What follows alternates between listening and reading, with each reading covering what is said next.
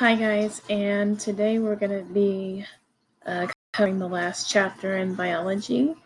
And before we do that, I just want to say thank you guys for your patience and for stepping up to what has been probably one of the weirdest school years for y'all.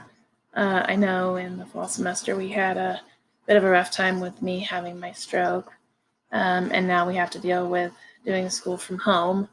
But I just wanted to say thank you guys. Y'all have been great. I'm proud of you for handling this the way you guys have. So good job.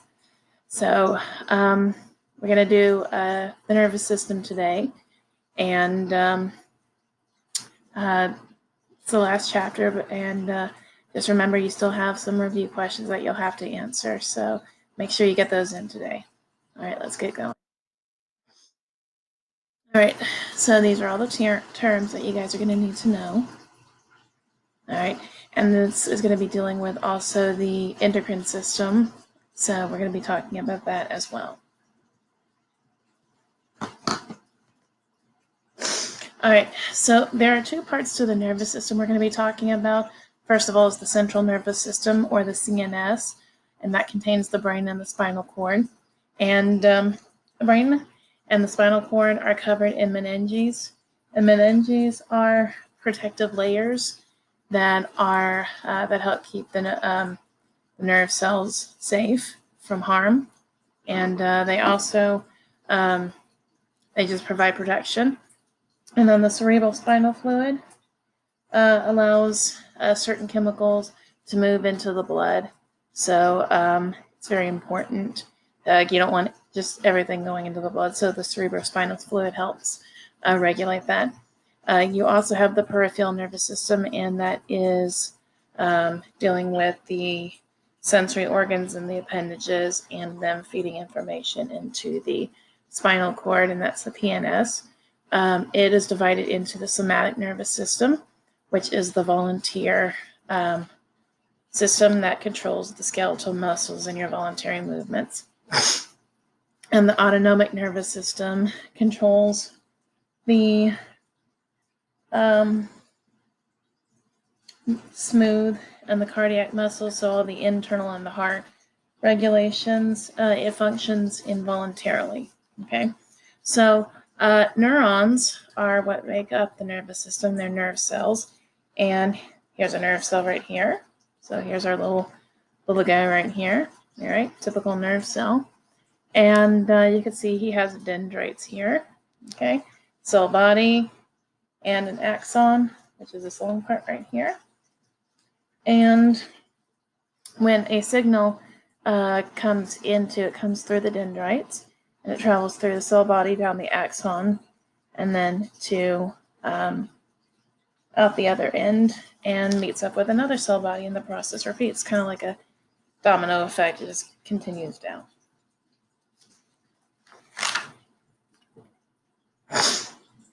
All right, the human brain is not just one big mass of the foldy gray stuff that you see. It's actually divided into several parts. The cerebrum, and the cerebrum is the largest region of the brain. It's responsible for all your conscious activities.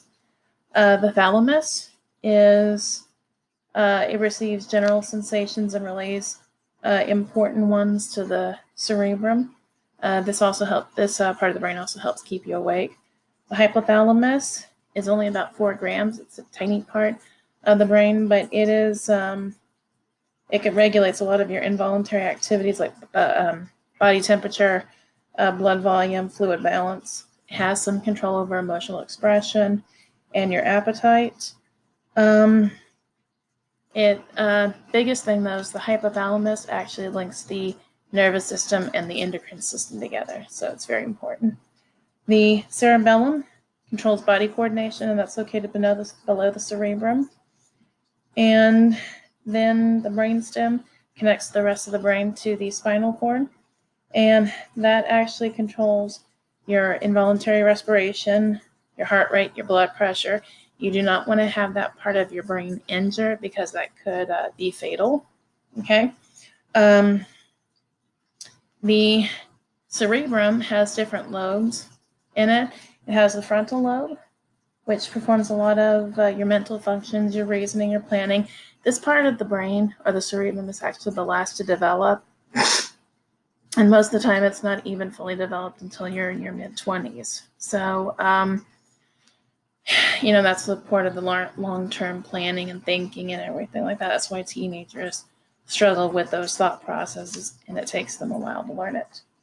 The parietal lobe receives sensations as pain, pressure, touch, and temperature, and directs that information to the frontal lobe. So the frontal lobe can say, hey, this is what we need to do about it. Okay. The parietal lobe also uses muscle tension to help with maintaining your position. So, you can sit straight in your chair because of that. The occipital lobe controls mainly vision.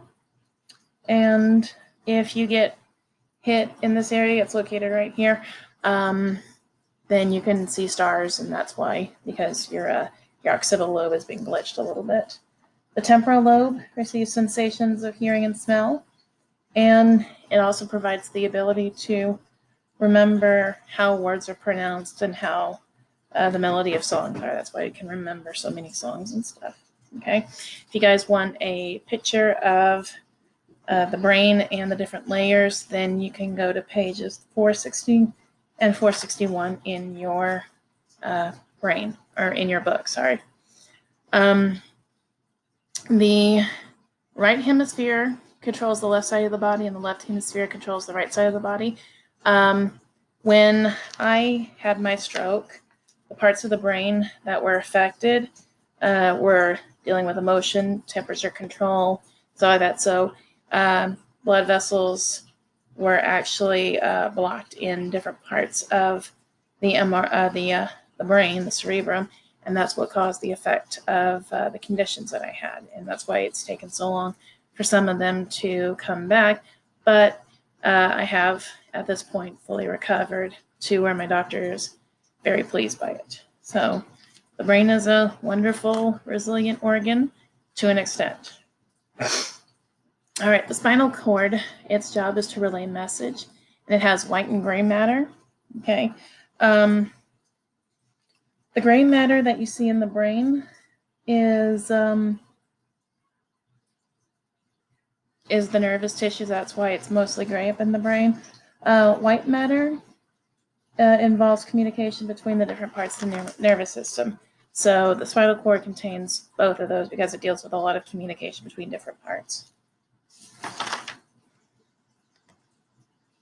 All right. I'm not going to worry so much about these how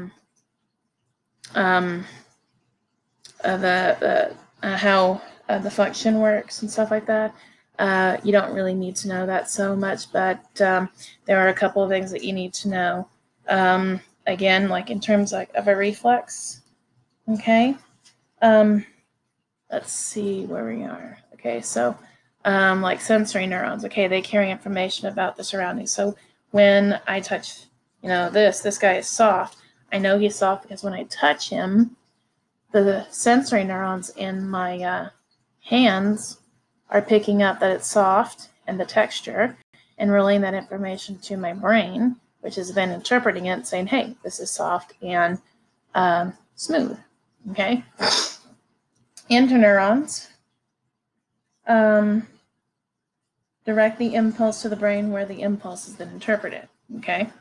Motor neurons will receive signals from the brain and tell the muscles what to do. So if I were to put my hand on a hot stove, what happens immediately is the sensory neurons carry information to the spinal cord or the brain, and then that gets interpreted as, hey, this is hot, we need to move our hand. And then it sends messages down to the motor neurons to pull the hand away. Reflex arcs are this would be an example of a reflex arc. And it is involuntary. If you've ever touched something hot, you're actually pulling away from it before you even really know what's going on. And that's good because you don't want to keep it like, oh, this is hot, I should move my hand. By that time, you've damaged your tissue pretty significantly, and you don't want to do that.